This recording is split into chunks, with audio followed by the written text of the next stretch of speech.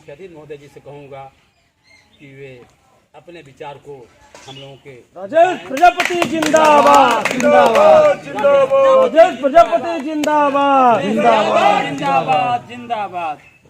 अखिलेश यादव राजेश प्रजापति जिंदाबाद जिंदाबाद अखिलेश यादव राजेश प्रजापति जिंदाबाद जिंदाबाद। धन्यवाद। संचालन कर रहे मोहनलाल प्रजापति जी, अतर सिंह यादव जी, रमाकांत विश्वकर्मा उर्फ बंगाली बाबा जी, हमारे विधानसभा प्रभारी मुलायम यादव जी, और हमारे साथ चल कर के आए मनोज मौर्य जी, जंग बहादुर प्रजापति जी, अजय प्रजापति जी, और यहाँ गांव के बड़े बुजुर्ग हमारे पिता समान जो बैठे हैं, युवा साथी जो बैठे हैं, नन्हे नन्हे बच्चे हैं, मैं आप सभी लोगों का सादर आभार व्यक्त करता हूं और अभिनंदन वंदन करता हूं कि आप लोगों ने अपना कीमती समय दिया मुझे सुनने के लिए। साथियों, शिक्षा और अशिक्षा में अंतर है। इस धरती पे दो जातियां हैं कई स्तर पे, एक शिक्षित हैं और एक अशिक्षित है। एक डरपोक है और एक निडर है, एक सक्रिय है एक निष्क्रिय है। ठीक है, तो हम लोग जो गरीब लोग हैं और एक अमीर है, इस तरह से जातियां जो हैं वो स्टेपनी लगा है प्रजापति, मौर्य, विश्वकर्मा और फलनवा ढेकनवा का। युवा लोग समझ रहे हैं इस बात को कि नहीं? आप समझ रहे हैं नहीं मैं जो कह रहा हूँ? दो जातियां हैं, एक शिक्षित हैं और दूसरी अशिक्षित। दोबारा बता रहा हूँ, एक डरपोक है एक निडर है, एक पराजित है एक विजेता है। तो अगर आप अपने आप को किसी एक खाने में रखते हैं, डरपोक, पराजित, गरीब, असहाय, तो आप यही बन के रह जाएंगे। तो इसके लिए आपको चाहिए एक नेतृत्व, एक नेता जो आपकी अशिक्षा को शिक्षा के रूप में बदल करके आपकी बातों को वहाँ रख सके, जो आपकी डरपोक जिंदगी को निडरता के साथ वहाँ रख सके, आपकी परेशानियों को वहाँ उजागर कर सके। इन सब चीज़ों के लिए अगर आप स्वयं को असहाय, असमर्थ पाते हैं, डरपोक पाते हैं, अकर्मण्य पाते हैं, तो ठीक है, किसी न किसी क्षेत्र में आप भी महत्वपूर्ण हैं। क्योंकि खेती का काम हमारे और मुलायम जी के और रमाशंकर विश्वकर्मा जी के और अतर यादव जी के बस का नहीं, माननीय अखिलेश जी के बस का नहीं है, लेकिन आप लोग उसको बखूबी कर देते हैं, जिससे यह समाज टिका हुआ है, इनकी भूख मिटती है। जो गेहूं की बाली आप बो करके काटते छाँटते हैं, बनाते हैं, तैयार करते हैं, वो हम लोग नहीं कर पाएंगे। कहीं ना कहीं किसी न किसी रूप में आप उसको पैदा करते हैं और लोगों का पेट भरने का काम करते हैं। लेकिन कुछ चीज़ें हैं जो लोकतंत्र के संसद में, विधान भवन में जो बातें आपकी तरफ से रखने की क्षमता होनी चाहिए, वो माननीय अखिलेश यादव जी ने, वही आपके कर्णधार बन सकते हैं। क्योंकि पिछड़ी समाज का अगर आज कोई नेता बन बैठा है तो मात्र एक शख्सियत वो है माननीय अखिलेश यादव, और बाकी लोग तो टांग खिंचाई कर रहे हैं, छोटी छोटी अपने अपने समाज के नेता बन रहे हैं, लेकर करेंगे क्या? आज माननीय अखिलेश जी ने इस बात को पूर्णतः खुले शब्दों में कहा है कि जिसकी जितनी संख्या भारी उसकी उतनी हिस्सेदारी। तो अगर आपकी संख्या का आकलन कैसे होगा जब तक कि जनगणना नहीं होगी? जनगणना पर भी इस बार पूरी तरह से जोर दिया जा रहा है। इसके लिए आंदोलन, धरना प्रदर्शन, मीडिया के साथ चपी चपा सब कुछ करके माननीय राज्यपाल कश्यप, नरेश उत्तम पटेल और भी जो बड़े स्तर पर पदाधिकारी हैं, जो माननीय अखिलेश जी के दाएं बाएं अंग हैं, वे सभी लोग इस बात की चर्चा कर रहे हैं कि इस बार जो है जनसंख्या की गिनती कराई जाए, जिसकी जितनी संख्या हो उसको प्रकाशित किया जाए, उसको उजागर किया जाए। तब पता चलेगा कि हम पिछड़ी में इतना ताकत है कि अगर हम लामबंद हो जाएं विश्वकर्मा, पटेल, मौर्य, प्रजापति, यादव सब अगर लामबंद हो जाएं तो कोई माई का लाल नहीं पैदा जो हमारे बच्चों के भविष्य से खिलवाड़ कर सके। नहीं तो ऐसा वक्त आने वाला है साथियों कि यह जो सरकार है फ्री फ्री फ्री फ्री का लालच दे करके जीरो बैलेंस का खाता खुलवा करके आपका पैसा बैंकों में खींच ले रही है। 500-100 रुपया छोड़ना ही पड़ा ना। एक पासबुक से घर का काम चल जाता था, आज जन जन के पास पासबुक है, घर के बच्चों के पास पासबुक है, पढ़ने वाले छोटे बच्चों के पास पासबुक है, ठीक है। और फ्री का कनेक्शन दे करके गैस का सबको गैस का आदी बनाया, बनाने के बाद उसका दाम बढ़ाया। फ्री बिजली कनेक्शन दे करके पर यूनिट बिजली का दाम बढ़ाया। आज माननीय अखिलेश जी ने जो वादा किया है उत्तर प्रदेश की जनता से कि सरकार में हमें पहुंचाओ, जैसे पहले विकास किया था, 100 नंबर आपको दिया था, 112 नंबर आपको दिया था, आपको विद्याधन दिया था, कन्याधन दिया था, वो सारी चीज़ें बेरोजगारी भत्ता से लेकर किसान, वृद्धा पेंशन, विधवा पेंशन क्या नहीं दिया था उन्होंने। कौन सी कमी आई? केवल 15 लाख अकाउंट में आ जाएंगे, हम अमीर हो जाएंगे, यही सोच करके सब ने थोड़ा सा लालच किया और ये दिन देखने को मिला। न 15 लाख आए, वह कुत्ते वाला हाल है। आधी रोटी लेकर के बेचारा पाया, एक घर में से चुराया, लेके चल दिया। पहुंचा नदी के किनारे, गुजर रहा था, देखा एक कुत्ता मेरे साथ भी आधी रोटी लेके चल रहा है। तू सोचा कि इसकी मैं झपट लूं तो मेरे पास एक रोटी हो जाएगा, और जैसा झपटा पानी बह रहा था, आधी रोटी भी गई बह। तो कवि ने लिखा, आधी छोड़ पूरी को धावे, अब आधी रहे न पूरी पावे। तो ये हुआ हम लोग के साथ धोखा। हमने एक अच्छे नेता को खो दिया। अब अगर फिर किसी तरह के लालच में आएंगे तो ये वादे करने से पहले ये तो सोचना चाहिए था हम लोग को कि यार 15-15 लाख रुपया सबके खाते में करें आने के लिए, तो इनके बेटे क्या करेंगे? जो सरकार में हैं, मंत्री हैं, विधायक हैं, इनकी सरकार में वो लोग क्या करेंगे? 15-15 लाख आम जनता को दे देंगे, मुकाबले में खड़ा करेंगे आपको, अपनी काबिलियत पे सवार करेंगे आपको अमीर बना के। लेकिन कम से कम जो आपका हक था, जो आपका अधिकार था, हमारे भी बच्चों का अधिकार था, हमारा भी अधिकार था, वो तो मिलना चाहिए था ना।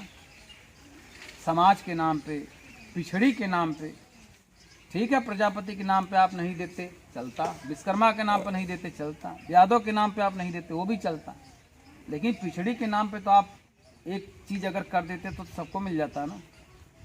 लेकिन इस सरकार ने केवल अपने बच्चों का भविष्य सुरक्षित करने के लिए ये सारा काम किया है। और आज ये सरकार पूरी तरह से घिर चुकी है, खजाने खाली हैं, इतना कर्ज ले चुकी है रिजर्व बैंक से कि आज के पहले, अभी आपने सुना होगा, बहुत पहले हम लोग के ऊपर 3000-2000 का कर्ज हुआ करता था। आज वो कर्ज 6000 रुपये बढ़ गया। हर नागरिक को 6000 रुपये कर्ज में सरकार लाद के जा रही है। अगर आपने इसको नहीं गिराया तो अगली बार जब आएगी तो 20,000 कर्ज हो जाएगा, और ये आज नहीं तो कल आप ही के किसी नेता को पे करना पड़ेगा। इसलिए मैं आप सबसे गुजारिश करूंगा कि अपने भविष्य के लिए, मेरे भविष्य के लिए नहीं, अपने बच्चों के भविष्य के लिए, अपने परिवार के भविष्य के लिए, अपनी जाति के भविष्य के लिए पिछड़ी के नाम पर लामबंद हो जाइए, क्योंकि ऐसा बेदाग नेता आपको दोबारा नहीं मिलेगा। और हौसले अगर टूटेंगे तो आप तोड़ेंगे, और आप तोड़ेंगे तो आप टूटेंगे। तो माननीय अखिलेश जी का हौसला बुलंद करने के लिए आप लोग साइकिल का बटन दबाइए। ये गुजारिश नहीं है, ये हमारी मजबूरी है। हम रिक्वेस्ट करके क्या करेंगे? अगर आप अपने आप को मजबूर मानते हैं और उभरना चाहते हैं इन परिस्थितियों से, इस महंगाई से, अपने बच्चों के सुनहले भविष्य से, तो आपको साइकिल का बटन दबाना ही होगा। हम रिक्वेस्ट करें चाहे ना करें, ये हम सबकी सुरक्षा का मामला है, हम सबके बच्चों का भविष्य का मामला है। इसलिए गुजारिश नहीं है, 2022 में अखिलेश जी को लाना है, बैठाना है, कहीं तो त्रुटि न होने पाए।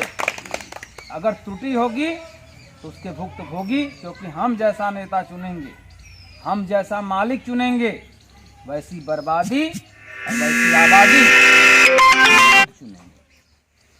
ठीक, इन्हीं शब्दों के साथ अपनी वाणी को मैं विराम देता हूँ। मैं चाहूँगा कि माननीय अध्यक्ष जी कुछ अपने विचार रखें। कह रहे हो कि पढ़ लेंगे, पढ़ने से नौकरी नहीं मिलेगी राजेश भैया। पढ़ लीजिए, शांत रह भाई, कहे पढ़ लीजिए, आप खूब पढ़ लीजिए। जब आपका हक ही नहीं रहेगा, आपका अधिकार ही नहीं रहेगा, आपका संविधान ही नहीं रहेगा, आपका लोकतंत्र ही नहीं रहेगा, आपका आरक्षण नहीं रहेगा, आप क्या उनसे हम आगे बढ़ जाएंगे क्या? उनके पास पैसा भी है, जगह भी है, पकड़ भी है, सब कुछ है। अब तो मेरे जो नेताजी कह रहे हैं कि जातिगत आरक्षण, जातिगत अधिकार हमको मिलना चाहिए। हमारा कितना जाति है, कितना बैकवर्डों को जातियां उसमें भी मिली हुई हैं, हमारा आरक्षण, हमारा हक अलग कर दो, तब समझ में आ जाए तुम्हारे पास कितना हक है। 85 हम लोग, 15 आप हो, 22.5 27 जोड़ लीजिए, 49.5 में हम हैं, 51.5 में वो आरक्षण ले रहे हैं, अपने बच्चों को नौकरी दे रहे हैं।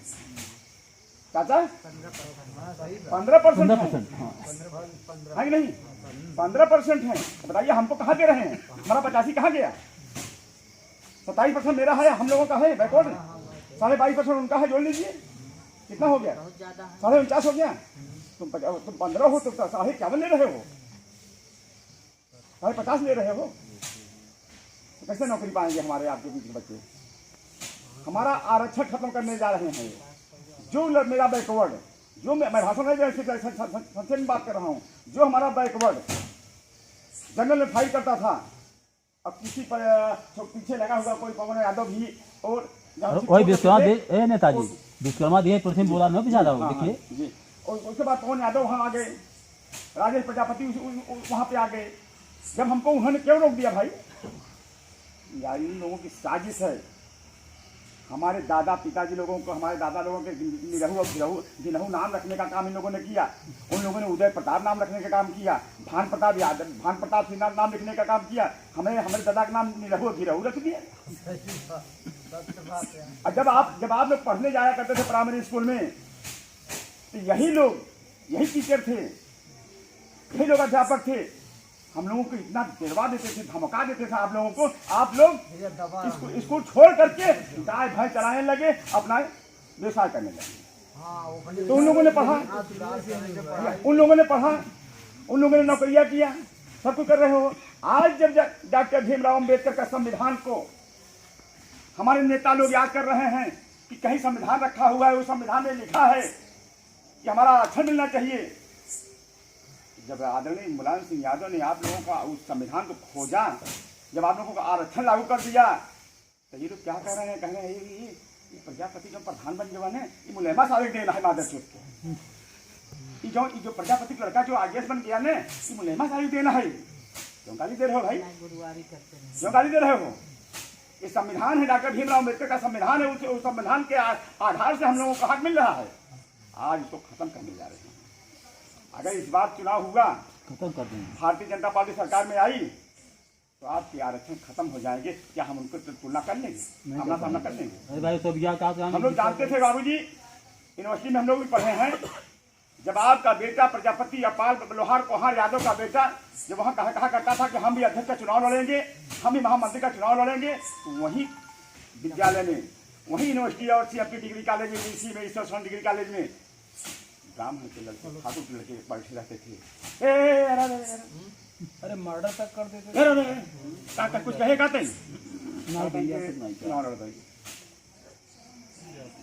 उल्टा फाड़ देते रहे। यूनिवर्सिटी बात कर रहा हूँ, आपके इलाहाबाद यूनिवर्सिटी बात कर रहा हूँ। चुनाव लड़े आप बच्चे, चुनाव लड़े। धीरे धीरे आपके नेताओं की देन है, आप लोगों की देन है। धीरे धीरे आप संविधान की, बाबा साहब की देन है कि हम लोगों ने आज अपने हक अधिकार को, हम तो आगे कुछ लोगों की देखी थे, ठाकुर साहब, हम तो हर समाज में जाए थे ना बाबूजी, हम हर समाज में जाए थे, सबके विषय जाने थे। ऐसे जूता उतारते हैं, अब भूंजे बैठा था लेकिन जूता उतार देते हैं और ऐसे बैठ जाते हैं। हाँ बाबू साहब, जूता उतार देते हैं, जूता नहीं पहने हैं कि जूता पहने रहे। बहुत विडम्बना है। इसलिए हम आप लोग, आपका एक ही नेता है हिंदुस्तान में,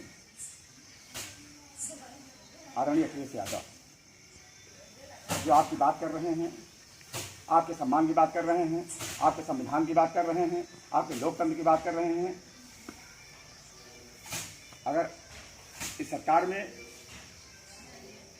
सरकार बन गई तो निश्चित रूप से हम लोगों का सम्मान ऊंचा रहेगा, हम लोगों का अधिकार बरकरार रहेगा, संविधान बरकरार रहेगा। अगर भारतीय जनता पार्टी के लोगों ने आया, निश्चित रूप से जैसे पहले थे हम लोगों ने, उसी तरह हमारे दादा परवाजा रहते थे, उसी ढंग से देश को गुलाम करना चाहता है और हम लोगों को पीछे रखना चाहते हैं ये लोग। और जैसे हम लोगों इन लोगों के हम मजदूरी किया करते थे, उसी ढंग से वही समय लाना चाहते हैं इन लोगों ने, कि इन लोगों ने मजदूरी करें हम लोगों के यहाँ, जैसे मजदूरी किया करते थे। एक दिन बाबूजी, मैं नेताजी आज 7 साल पहले विधानसभा चुनाव चल रहा था और अकरौगा गांव है, वहाँ पे लोग पान खा रहे थे, हम उस समय भी हम भी सब पानी खा रहे थे।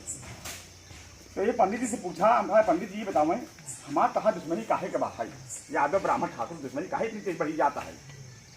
कहते बेटवा बड़ा अच्छा सवाल किया थे, बाबू जी से बता देते कहाँ त्योहार हमारी दुश्मनी नहीं रहा है। जमन हम लोग अदर बैकवर्ड के, दलित के, भारतीय के, हरिजन के हम लोग बुलाए काम करावत है जबरदस्ती, तो लोग खड़ा हो जाता झगड़ा करे बड़े। सिर्फ यह दुश्मनी हमारा हर बार है। तुमने कहा झगड़ा दूसरे मोड़ ले सकते बच्चे, हम बच्चे ओके बुलावत है ना, ओके रेडी आवत है ना, ओके काम करावत है ना, तो तुम लोग कहा बोला था बच्चे।